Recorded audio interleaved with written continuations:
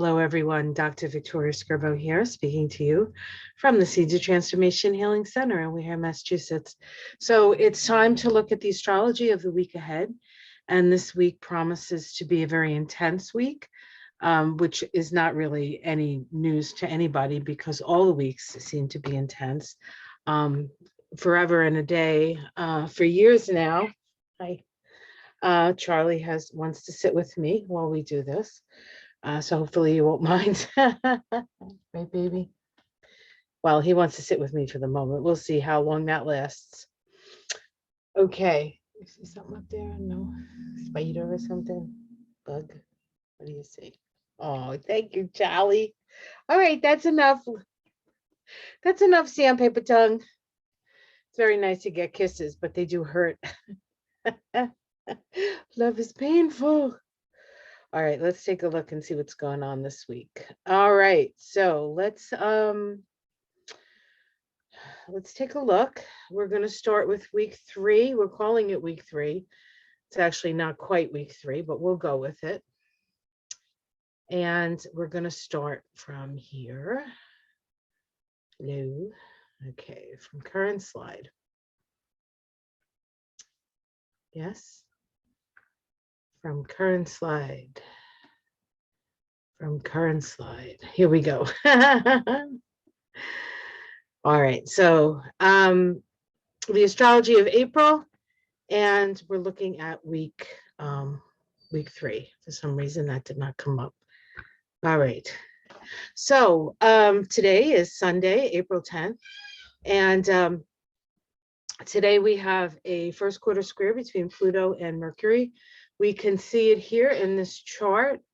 Here's Pluto right here at 28 degrees, 30 minutes of Capricorn, and here's Mercury at 28 degrees, 30 minutes of Aries. This is actually the first major aspect since the conjunctions of Mercury and Pluto, and this is the crisis in action. And so we feel the need to take an action on the seeds planted when these two planets were conjunct. The only thing is that these planets were conjunct 3 times.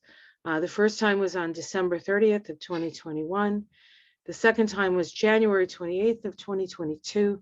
And lastly, February 11th of 2022. And this square creates a deeply penetrating analysis. And let me just do something here. Okay. A deep penetrating analysis, not trusting what is being said, perhaps digging beneath the surface of things. These first quarter squares are crisis in survival, crisis in action squares based on a fear that we may not survive, going in the same direction. And Pluto, of course, is a planet associated with power.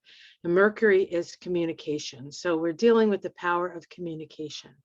And so you may feel the need to express yourself, to put your ideas out there. This is an opportunity for us to begin to build firmer foundations for those things that were seated at the time of the conjunction between Pluto and Mercury. So this is, we have kind of suspicious minds with this, and why wouldn't we? Why wouldn't we? Okay, let's continue here. We also have today, Sunday, Mercury's ingress into Taurus. So it squares Pluto and then slips right into Taurus right thereafter. So the Sabian symbol for 1 degree of Taurus is a clear mountain stream, the pure, uncontaminated, and spontaneous manifestation of one's own nature. And that's really what Taurus is about. Taurus is about expressing your nature, and your connection to nature. So Venus is the ruler of Taurus, and Venus is exalted in Pisces right now, and she's at 6 degrees of Pisces. So let's take a look and see what perhaps there's, more subtler references to this Mercury moving into Taurus. And remember, as Mercury moves into Taurus, our mind starts to stabilize. We start to think about more practical concerns. We think of more, maybe we're thinking about money and and those sort of close to the bone issues that come with Taurus. Well, 6 degrees of Pisces is a parade of army officers in full dress, the dedication of human beings to the service of their community, and assurance that it will be emotionally sustained by the people at large. So this is really talking about our true nature of working with each other to protect and to build community. And we can certainly see that in the most dire of circumstances in places like the Ukraine, but we can also see it in our own areas. You know, there's a lot of community outreach. There's been a lot of community participation for years now, since the pandemic, really, where at the time when the pandemic started in 2020, it didn't seem like the country, at least my country, was doing much to help the citizens. And so the citizens, you know, chip in to help the citizens. And so there's a real sense of community that is within us. And despite the fact that a lot of the food that goes to our mind, which is very much a Mercury thing, is divisive. If you look at the usual areas where you get your information. So is the information are you getting, is it divisive or is it bringing us together? This Mercury in Taurus ingress says, what? Let's start working together, folks. Let's start working together. At least that's what it says to me. On April 11th, which is a Monday, and tomorrow, Saturn makes a square to the nodes of the moon. Now, when planets make squares to the nodes of the moon, there is an orb of influence. We've been feeling this Saturn square the nodes of the moon. Now, the nodes of the moon deal with our collective evolution. We're being asked to move in the direction of Taurus. Taurus is about stability, it's about resources, it's about resourcefulness, it's about understanding what's of value to you, what is essential in your life. And the South Node is in Scorpio, and Scorpio is complex relationships. It can be codependency, it can be debt, but it can also be merging and love and a togetherness and a surrender to soul. So there is, you know, it's not all bad news, even though it's the South Node, nor is Taurus and the North Node all good news. But we can sort of look at it in that respect, in that Taurus is the direction we're being asked to move in an emotional, if our emotional evolution, and let go of the Scorpio part, which can be resentments and things like that, unforgiveness.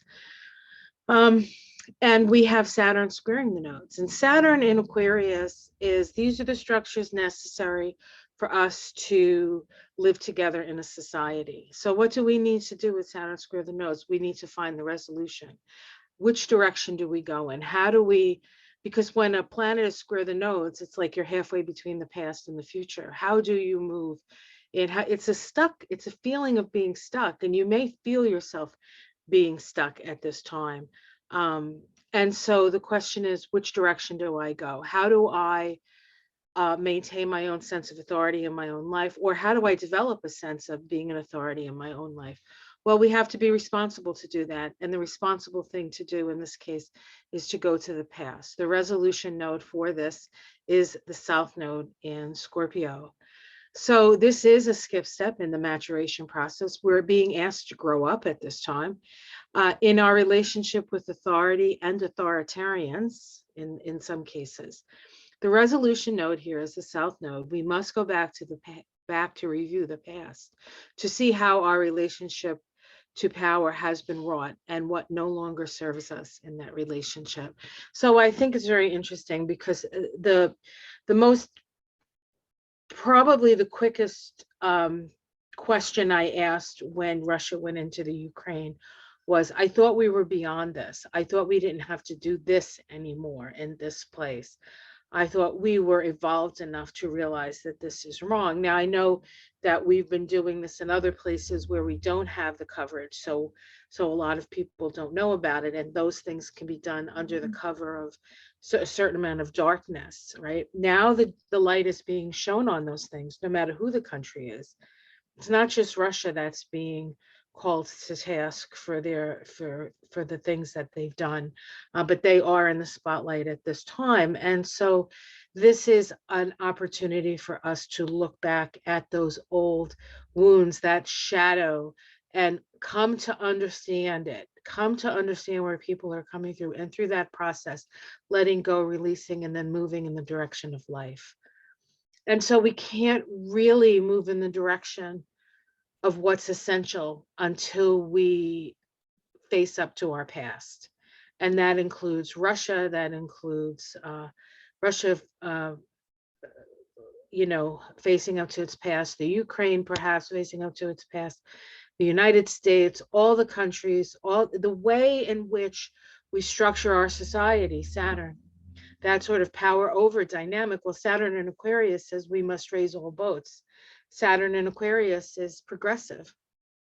How do we move forward in a progressive way, raising all boats, creating community, creating those things that we know that we need, because we can no longer sustain this lifestyle, especially on a planet that is rocking and rolling and saying and having mass extinctions. We're in the middle of a mass extinction, people. And those people who live in first world countries are going to feel it the way they feel in third world countries. But this war in the Ukraine is affecting wheat production. And it's not just making things more expensive, but there are places on the earth where famine is sure to follow. And we need to see ourselves as an organism and not just these individual folk. We have to see how we fit in with each other and how we have in the past and how we need to move forward in the future. So all of these things are coming up, and Saturn squares the nodes for quite a long time, because there's about, say, a 10-degree orb here, and the nodes will actually move out of the square, I think, before Saturn does, because Saturn will be going retrograde eventually. So it's going to be staying kind of at that degree where it's at, but the nodes will move on. But I believe it's still in orb in the summer. So this isn't going anywhere. It's just exact this week. And there's a lot of things exact this week. Let's look at Tuesday, the 12th. Now, Tuesday, the 12th, 2022 is a 12-3 vibration, which is a Neptune vibration. It's the Hanged Man in the tarot. It asks us to see what we can affect and affect it, what we can't, and let go. The wisdom to know the difference. It also requires us to connect with cosmic consciousness, because that's where the answers lie. As I say that, the planet Neptune and the planet Jupiter, both in Pisces, both in their ruling sign, make a conjunction. Now, this conjunction between Jupiter and Neptune occurs every 13 years. Because that is the cycle of Jupiter. Jupiter takes about 12 years to go around the zodiac, and then by the time it catches up with Neptune, because Neptune moves also, but moves very, very slowly, it's about 13 years.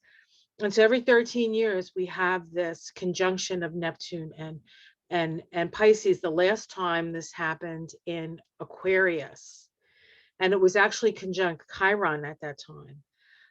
And I believe that was in 2009 or 2010. Well, let's see, it would have been 13 years ago, 2009. And it started an expansion of our consciousness. And if you look at yourself from where you were in 2009 and look at yourself where you are now, you will see there's been a huge expansion in consciousness. Well, that occurred in Aquarius, and Aquarius is associated with technology. And so that energy, that expansion of consciousness came through technology. Now we're in Pisces, and not only are we in Pisces because it's important, because Pisces rule, the rulers of Pisces are Jupiter and Neptune. But this happens every 166 years, and the last time this happened was 1856. So to happen in this sign. And this is Pisces rules the oceans. And so there can be ocean stuff here. It's also toxicity in oil. So there's issues with oil here. It can be pollution in that respect, or it can be this whole, like, it could be the swan song for the petrochemical industry, which, has summarily poisoned us in the last however many years it's been going on. I'm not sure when that started. I should know that, but I don't actually know when that started. It very well could have started when Neptune was in Pisces previously, but I can't speak to that honestly. Maybe some of you know that better than I do, that little piece of history. But Jupiter and Neptune will conjoin on Tuesday at 24 degrees of Pisces. So if you happen to have anything at 24 degrees, 22, 23, 24, 25 degrees of any of the signs, this is going to be affecting you in some way.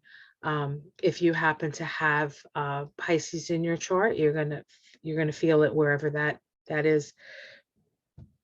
These are two highly expansive energies coming to seed our consciousness and to expand our consciousness past the boundaries of Saturn, which is as far as Jupiter can go. But when it combines with Neptune, Neptune can seed Jupiter and send it on its way for a 13-year journey of the expansion of what?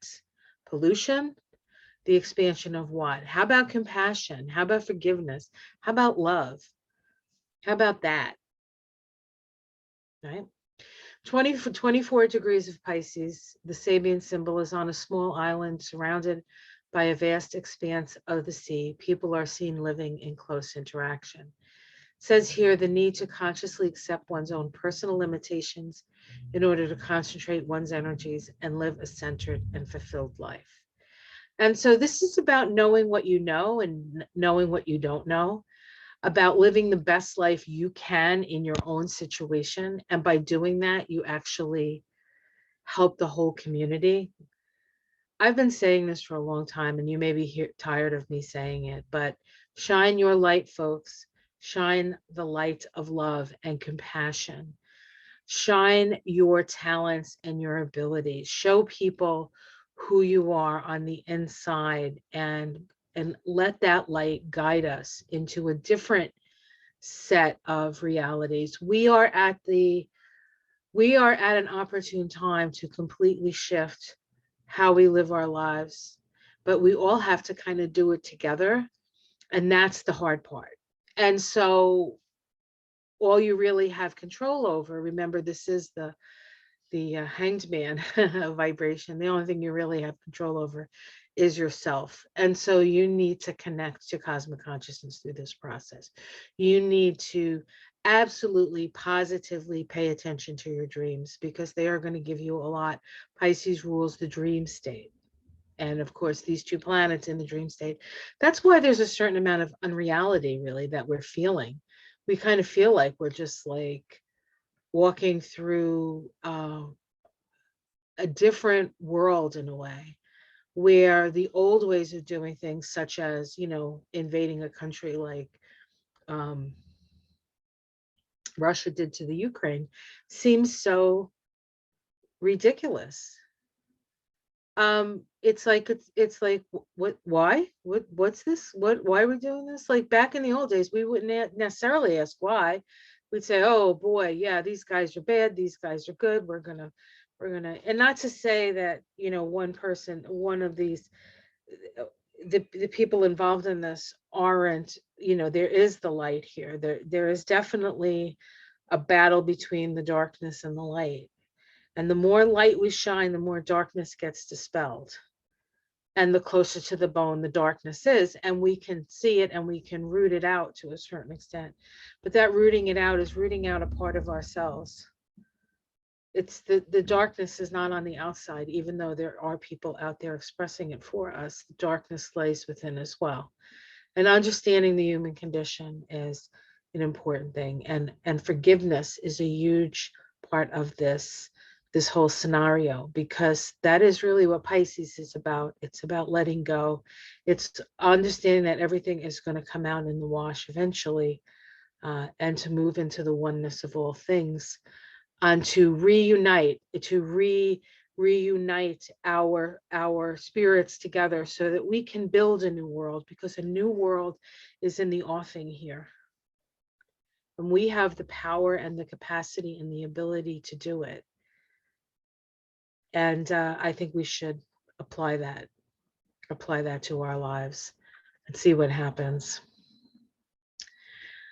This is actually the same chart. The last chart was one for the US. I mean, for it was the Aries ascendant chart, but I thought I would look at the US chart, how it affects the US. And we have the sun, I'm sorry, not the sun. We have Saturn here in the 9th house. And it is squaring the nose from the 5th house to the 11th house, moving in the direction of peace here. The North Node in Taurus, in the 11th house, which is the Aquarian house, which is this is raising all boats, right? And so the 5th house can be very much me, my, mine, very, very Leo, very sort of egocentric. So we're kind of being asked to evaluate our own egos as we move forward into the future. So we have that. Thought I would mention that. And then on the 14th, Mars ingresses into Pisces. Now, which means that Mars is going to be eventually making conjunctions to both Jupiter and Neptune. It's on its way to make the conjunctions to Jupiter and Neptune. I'm not exactly sure if Mars is going to be making a conjunction to Jupiter in Aries or Neptune, but I think it might be Aries, but I'm not sure. Well, I'll take a look at that. I'll take a look at that and let you know, because I haven't looked that far ahead, honestly. So Mars moves into Pisces. The 1st degree of Pisces is a crowded marketplace. Farmers and middlemen display a great variety of products. It says the process of commingling and interchange, which at all levels demonstrate how healthy the health of a community. So how well can you interact with your community?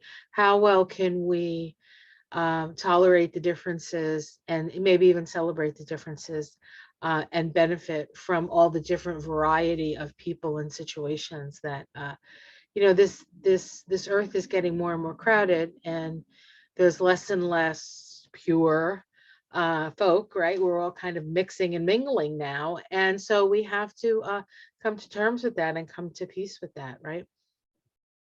The ruler of Pisces is both Neptune and Jupiter, right? They're actually at the next degree of Pisces when Mars hits. So this Mars in Pisces, as it moves through Pisces, will have the flavor of this 25th degree of Pisces, which says a religious organization succeeds in overcoming the corrupting influence of perverted practices and materialized ideals. The power of the soul to intervene in the personal life and to induce necessary catharsis. So this is really about the soul stepping in and saying, enough of these shenanigans, folks. We have to work together. We have to work together. And that Mars in Aries as it moves, I mean that Mars in Pisces as it moves through Pisces will have that flavor. On the 16th, we have the full moon in Libra. The Sabian symbol for the moon at 27 degrees of Libra is an airplane sails high in a clear sky, a consciousness able to transcend the conflicts and pressures of the personal life. Doesn't that sound wonderful? Keyword here is transcendent realization. This is opposing the sun at 27 degrees of Aries. Sabian symbol is through imagination, a lost opportunity is regained. Revision of attitude and inner revaluation. Undaunted faith. So it's very interesting because there's power in both of these images, right? We have this realization that we can rise above our troubles, right? But there's also a part of us through our imagination, that we can create a better future.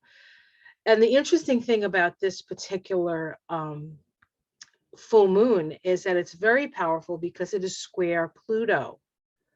It is square Pluto. Now, if we look over here at the 0 degrees Aries, we can see the full moon here. We have the moon at 27 degrees of Libra. We have the sun at 27 degrees of Aries. There's this sense with this week where all these things are happening with Pluto squaring and the rest, where it's all sort of happening at the last degrees of the cardinal signs. And this cardinal energy has really been powerfully activated since about, well, 2008, but first really hit hard in 2010. And we're coming to a tying up of that energy. And we're going to be moving into sort of a new phase. And that is going to correspond next year. We're already feeling it's already started. It started actually in 2020 when Saturn and Jupiter made a conjunction at the 1st degree of Aquarius. But we're moving into that Aquarian time. And because Pluto is going to be moving into an Aquarius, right? So we've had Pluto in Capricorn since 2008, and it has really shifted our consciousness. Now, when Pluto moves into Aquarius, we're going to be working with the Aquarian themes, which have their own shadows. So it's not like we're out of the shadows, but we're out of the shadow. We're starting to find our way out of the shadow of that patriarchal, top-down kind of energy. Because what's going to happen with Aquarius is the top starts to, it can't sustain itself. It's too isolated. The people rise up. So the people rise up and they come down like this, right? And things are more like this, but it also makes for more skirmishes because we're dealing with different groups of people trying to navigate a new world order, really, because we can't do this. We have to do this. So we have to learn how to agree to disagree. We have to learn how to get along with our neighbors. We have to learn that it is a small, and we're going to have to work together to save ourselves and save our planet. So that's really the next step in these things. But this Pluto squaring this full moon, right?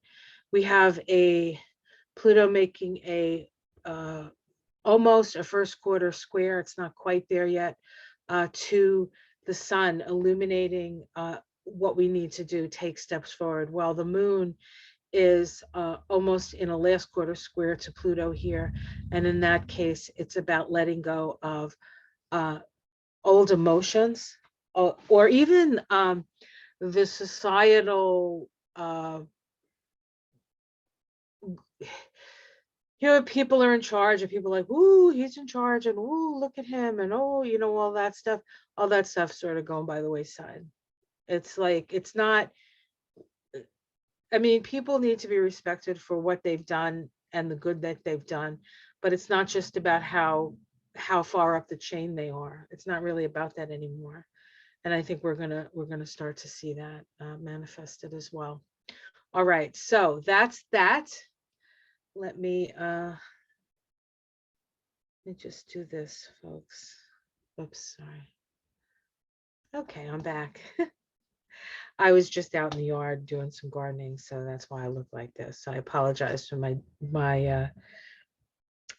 outfit, but I figured this was important, more important than good hair today. So I'll be with you all week in the mornings. We'll talk about it.